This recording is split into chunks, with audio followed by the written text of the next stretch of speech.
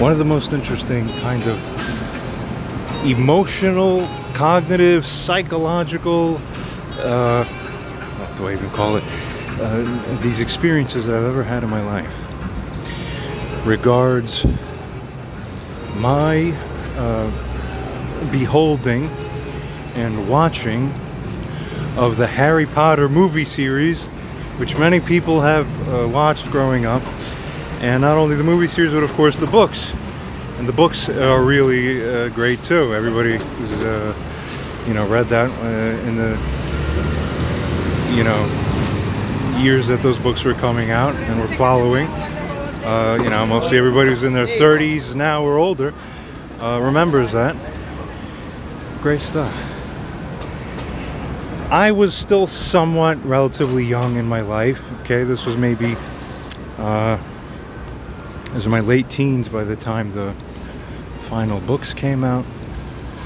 And I was into the movies. I wasn't really so much into the books initially, but then both I got into audiobook or like that. For everybody who's familiar with this story, you're going to understand what I'm referring to, and it's important. So if you've read or gone through that whole series, the 6 or the 7 books, going into the 7th book like that, you're going to know what I'm talking about.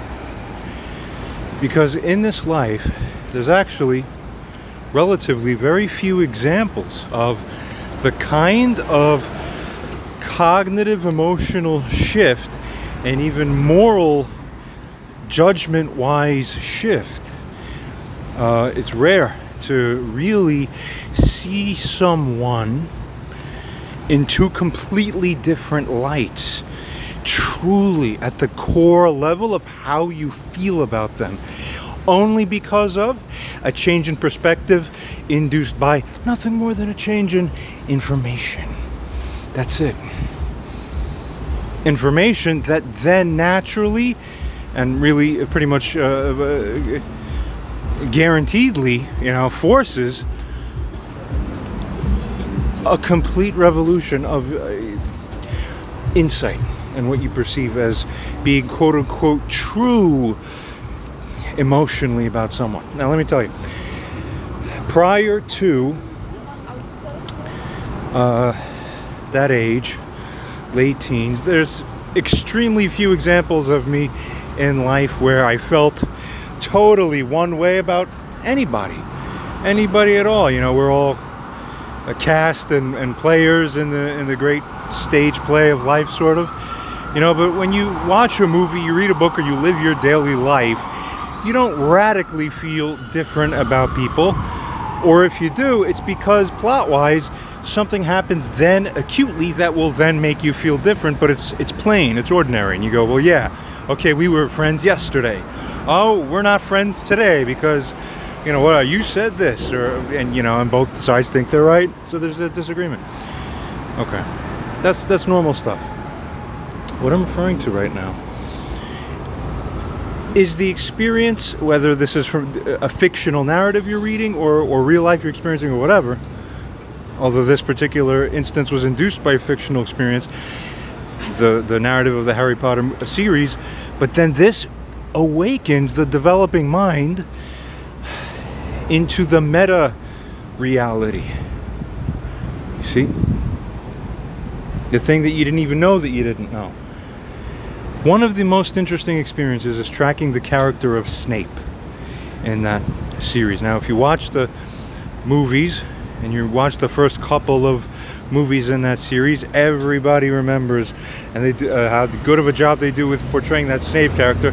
Boy, is he that, overall bad, quote unquote, or more accurately you could say just negative character, right?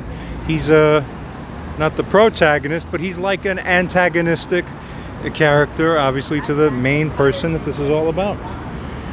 So naturally, everybody is convinced emotionally when you watch his mannerisms and you see the way he appears to you within that frame of reference, how sure you are that the only correct heart-wise feeling to have about him is the negative side of that spectrum. Everybody knows. Then, for those of you who have read deeper into the series and you've completed it up to the end like that, number 6, number 7, you know what I'm talking about. Okay? I'll go ahead and just, I guess spoiler alert or whatever, I don't know. A mild one. Or maybe not mild.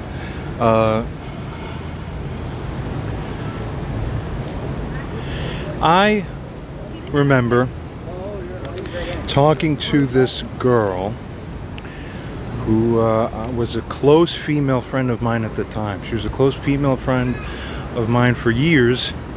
She actually had a crush on me for a long time, and one of those kinds of things. And I had a girlfriend through the whole time this girl was into me. I had a girlfriend somewhere else, and then it just didn't line up totally right. But she always hung around for a while, and we were friends like this. So this girl, huge fan of the Harry Potter series, she was the one who's really getting me excited to watch through or read and listen and like this. And we were discussing. And she was a little bit further ahead of me in the series, okay?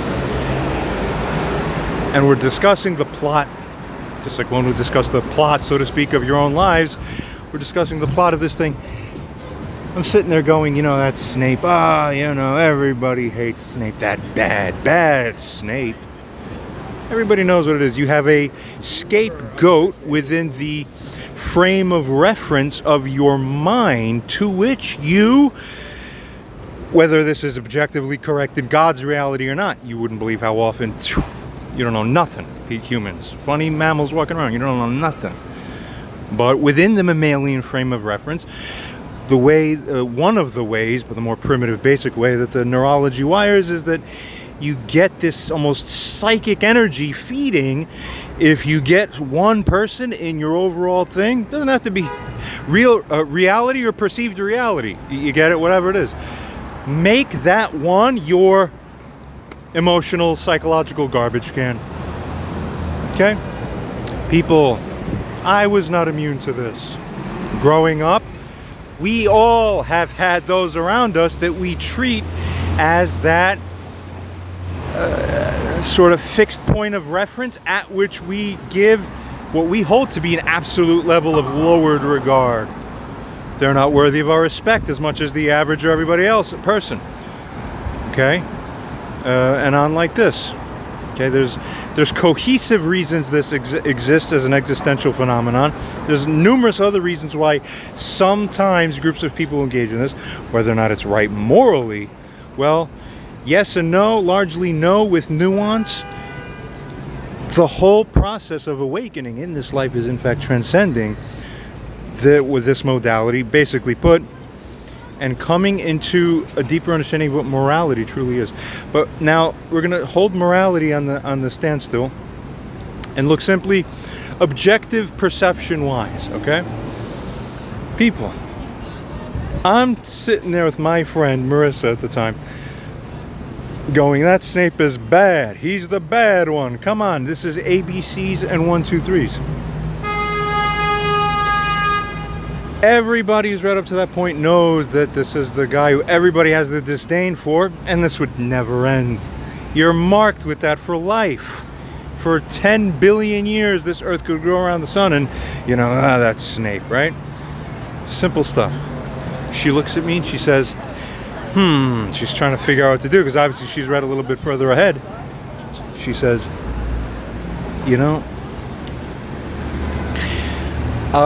I have something to tell you, John, and I have to see, I can't really say anything, but and I'm like, this is impossible. Whatever you could say is impossible that it would change what we're saying. Come on now, what the hell? It's so obvious. He's bad. He's negative. Listen, John, I know he seems real bad. I know. And I'm like, yeah, it's unquestionable. There's no new information that could come out and change that whole thing so that we actually believe something different emotionally.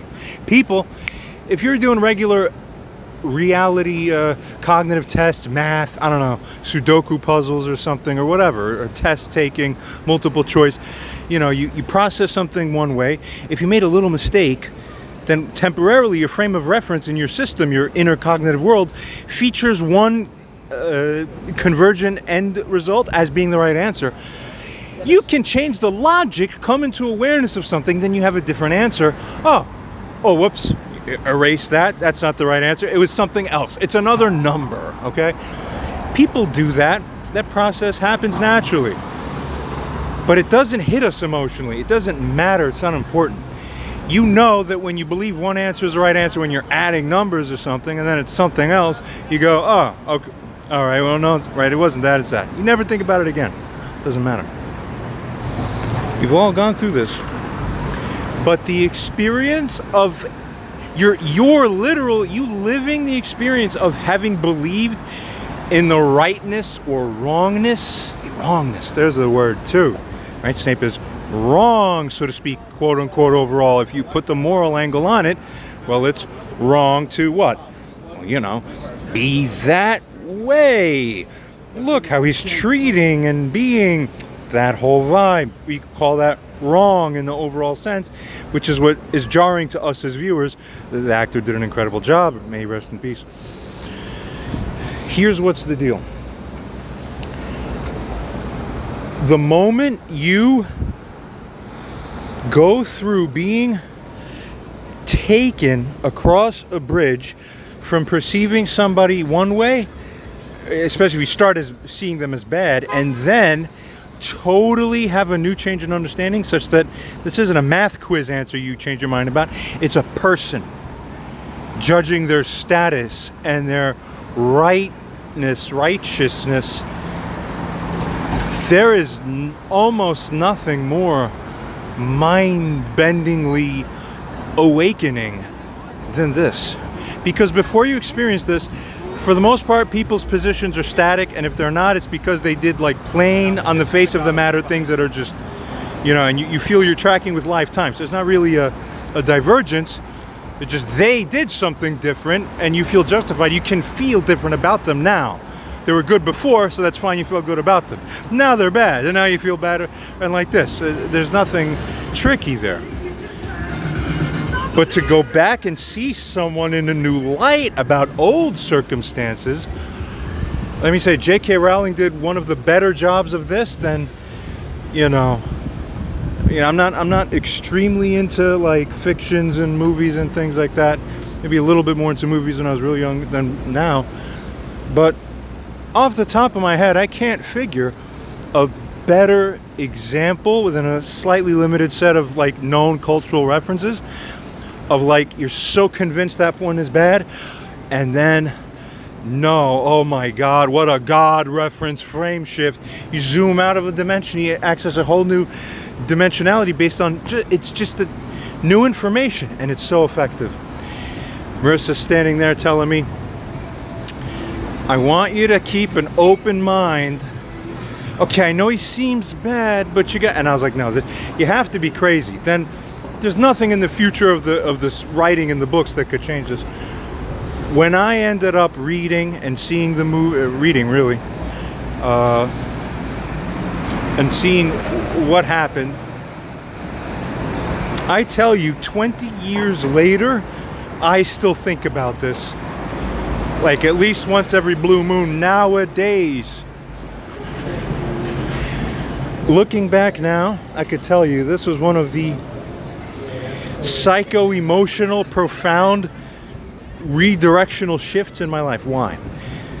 Once we encountered the point in the plot in the 6th and 7th books or movies, where we see him that actually everything that he was doing in the true nature was such that, lo and behold, that guy was, it was like, when you understood, you felt like that was like a Mashiach ben Yosef, right? Like the tragic thing, and it's like, no, that was, I hate even applying it, saying that word, whatever.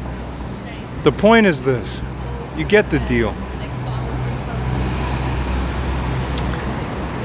If I didn't read that book, probably it would have stunted my spiritual awareness and cognitive emotional awareness about people and things.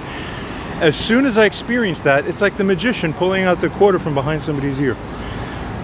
I realized, wait a minute, I was so sure that my cognitive frame of reference regarding the judgment I was making, so I can even, it's said in the Bible, different places, essentially, don't judge people. Be careful with this. It has multiple dimensionalities too. I think you guys get the point. It doesn't sound like much, but I'm telling you, that was like a butterfly effect for me. As soon as this happened, it just opened up the floodgates of my mind. Like, wait a minute, where else am I perceiving people either as quote-unquote good or quote-unquote bad or whatever like that, where the true reality from a different perspective, given different sets of information, is actually different, such that you don't just logically feel somebody different about somebody, it's emotional. That is everything. It completely changed first, in some way, the tolerance I give people. Secondly, it's almost hard to really describe in words and language, but nothing is as it seems. Nothing is as it seems, people. And this is what I want to talk to you about. Everybody has the potentiality to be able to experience something like this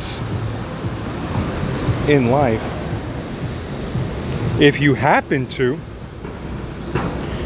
it could be a blessing, but even if you experience this in a real life situation with someone you know, it doesn't necessarily mean that you then meta-rationalize to get meta insight that, oh, see how Dan, I feel different about him now because I learned something else? Oh, maybe I'll think different about everybody now. Even that is a long shot a little bit. But what's great is that J.K. Rowling was able to make it like an archetypalization of the phenomenon of that any reader, no wonder it's one of the most read series of all times, I think, and best-selling and all that. To see that as part of the plot, it has us grow. It's a kind of nourishment, if you let it be. If you have the realization to have it be, to carry the implications forward. It's unbelievable. It isn't that simple. Don't believe yourselves. The remaining piece of the equation is simply knowing that we ourselves are not as God, and that you don't know all the information necessarily. And the best among us, so to speak, well, you'll have, the transcendental feelings at best that act as the guides, but even still, you don't really know enough. So the smartest one in the world at that from the Greek culture was that the only thing I know is that I know nothing. When you get to a point, actually, it's amazing, given what happened to me. So, side story, I'm sort of like a real life case of something combining the real life, the character from the movie Limitless with Bradley Cooper, and Lucy with Scarlett Johansson from 2014. Okay, those are only mild cinematographical exaggerations of what's actually possible. Okay, people who know my whole thing, it is what it is. I woke up from a coma, from a bad mix, quote-unquote bad mix. It was a mix of different substances, non-regulated substances. One can say research chemicals. Crazy. What kind of life was I living? And yet, if you hear that, you come up with a judgment. But if I give you a little more, it's like, I could see how that was just a sad, bad story. Not stupidity, but wow. But just how it lined up is stunning. Regardless, anyway.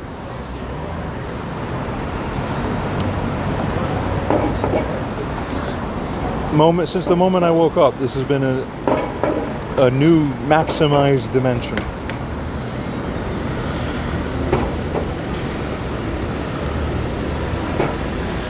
I really need to make a true telling about that sometime. I don't think I've really done a super deep story time on that, and maybe that deserves. That's like one of the most crux things of all. Somebody gonna write a book about me. The main chapters is gonna have to be, that's the twist of the story of all time under Almighty God. You get what I'm saying? That was the physical level turning point in terms of what happened to me and my perception and awareness. What? And then it became a superhero? What the fuck is that?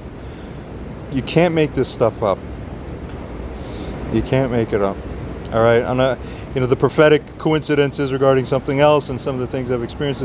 I've gone on a little bit in other videos. I'm not going to do it again here. Okay, you've heard here or there, whatever. You're a listener. Now, what was I saying?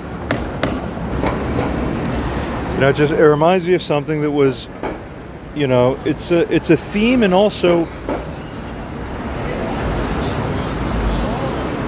I don't know who's ever heard of the program Landmark Worldwide, or Landmark Education formerly. How can one describe it? It's sort of like Scientology, but without the cultish religion aspect of it. So it's just like a training program, sort of, right, for cognitive emotional breakthroughs or whatever. And it's not nonsense. It's not nothing. Okay? It sort of distills the core religious wisdom, very basically put, in secular cognitive things, using certain techniques, realizing basically, admit when you do things wrong, take responsibility, stop doing things wrong, stop hurting other people, like this, etc., right? As the basics of it again. Overall, good stuff. One of the key tenets of that program, also something I took for a little while when I was young, I was lightly involved in that community for a time, is that context is key, but that context is decisive. Context is the ability to go up a meta level. So you have content and then context. When you process content, you're processing it at that level. But context has to do with scoping out into the meta level with an added dimensionality that you weren't even processing at the plain face level, dealing with the content directly in isolation, so to speak. Okay? Context is key. It's come into my awareness that the overall big divergence of this world and people's understanding and perception of things isn't just information, but it's information, or the lack of it, as it affects awareness, or the lack of it, and really as it affects your ability to hold the right contextual understanding with all of the sufficient nuance, or not. This is at a physical systems level, okay, in terms of how our cognitive systems and cognitive webbing, so to speak, cross interacts with all of between each other as we interact in this life, and with life itself more broadly. It is this that can make the biggest butterfly effect level huge. People, how do you think? Look, we have one populace. You raise them from birth, their children, their teens, their adults. They have ideas and perceptions about things in the world. They continue to grow and change in their understanding a little bit, at least. Often not a lot, but how is it that you have a whole group of people over here that are polarized one side on, anything that's polarizing, whether it's politics, the left and the right, liberals, conservatives, whatever, but religion could be, or any other naturally polarizing domain. How is it possible that you can have an entire interconnected cluster of beliefs, all cross-supporting against each other, which is what makes it very convincing to you people, elaborate designs of the deepest dreams, but fortified in the reality you carry every day, as to how you should feel about something, how you should feel about people. Trump, for example, extremely polarizing figure. There's a I think I might have I said this out loud already? You know, if you really think about it,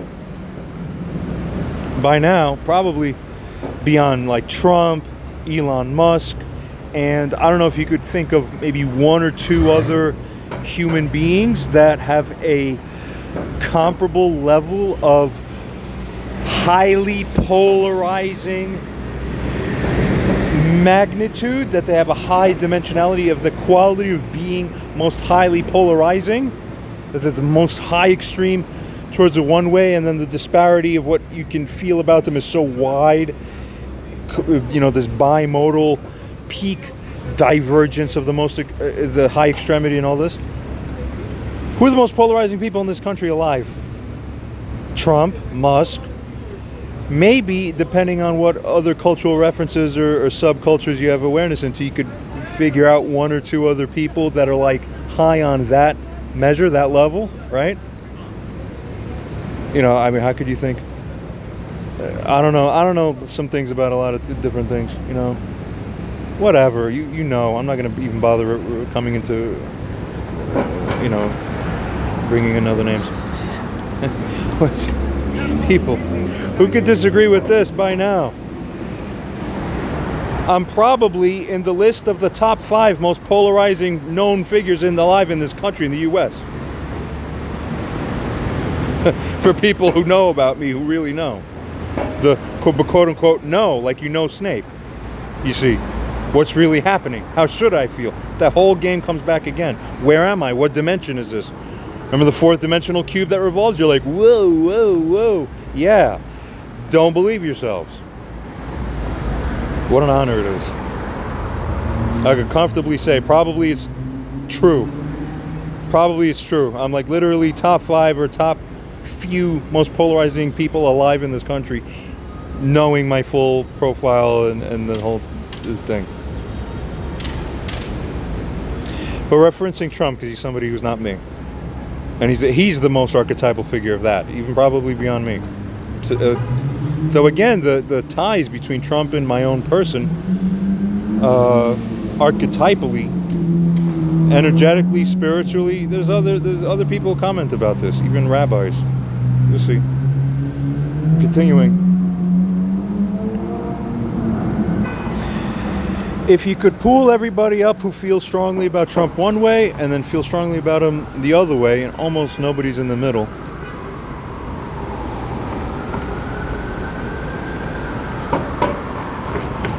how do you track your emotional line of reasoning as to why it is that you fully believe in the thing that you feel about him?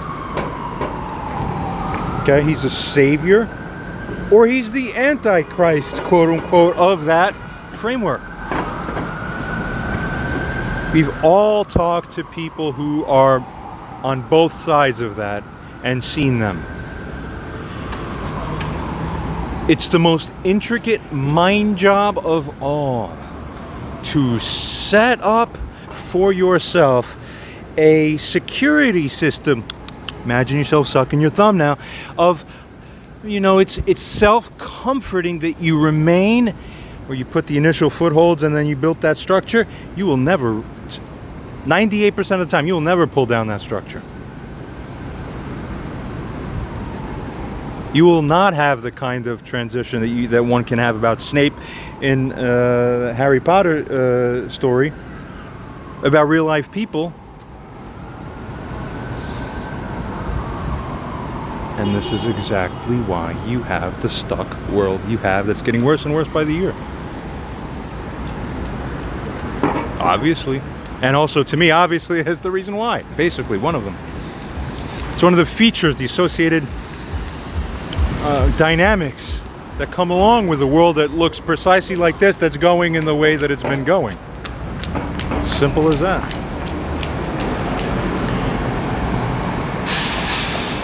If you could deconstruct and build a causal chain of whys and then go back to each one, and why do you believe that? Oh, because this. And why do you believe that? Because of that. And you reverse the reel, go back in the life of the person. It often starts because of one conflation that you gave when you taught them some idea when they were like 6. in first grade and someone said, peace is nice. And then that's it. You butterflied affect their whole fucking life because you didn't perfectly grow them. You just said one thing. Half the brains in the class went blip with one growth of neuronal tree extension in their minds where they go, oh, peace is nice. But then in relation to how it connects to other things, what are the implications of what it means to hold peace? When do you not hold peace? There's different takeaways, 50 different versions of what makes sense beyond that. She doesn't help you there, the teacher. And then when something else happens later and you saw the TV story about something else, then that made a new link. Okay, it's like gluing the twigs together. And then something else, and half the people perceiving the same fucking things, living in the same society, are reinforcing the butterfly effect that went one way, that you building a complete spiral towards the one polarity, and people go highly left politically, and then the other half, they're watching the same reality. But they're going a different direction. Arguably, one of those, in the true grandest sense, is a little bit more wrong than the other, and it's probably true, we'll just say that. So then you look at one frame of reference that ended up having it a little bit more right overall, or even substantially more correct, and the other ones, they didn't have it, but they really felt they did. People, don't believe yourselves. It's just that easy. We have a cultural block. People still are monkey see, monkey do. If you don't have a cultural frame of reference that it is popular within the culture to don't believe yourselves, every culture almost is prided on how much I know and I'm more smart and capable. Because you have to sell yourself like that to, because your ego, you have to self-pad yourself to feel like you're worth something, plus appear to others that you're worth anything for the sake of their perception of you, for what it can mean for you emotionally and physically. Okay, sellouts. It's going to be a new world soon. A number of things are going to allow for new this kind of systems and deals that weren't probably even possible until very recently. But that's fine. That's a gift that God gives us.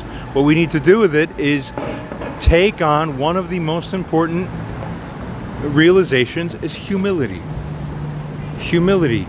Realizing that only God knows the content, the context, the meta level, the meta level, the meta level, the four wise meta level, the fifth wise meta level, and all of them to the transfinite induction of the whole overall infinite dimensional reality all at once.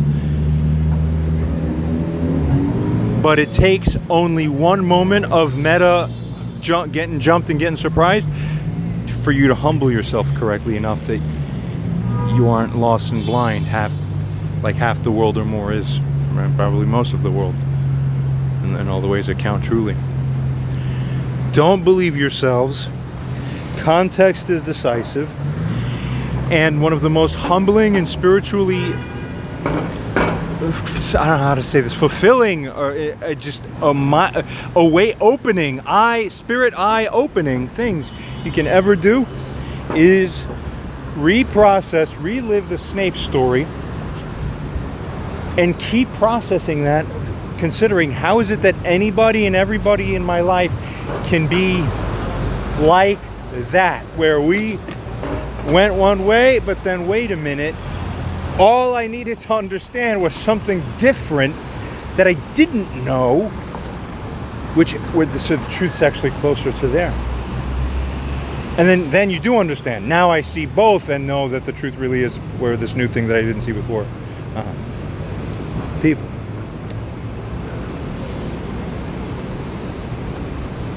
Context is key. Context is decisive.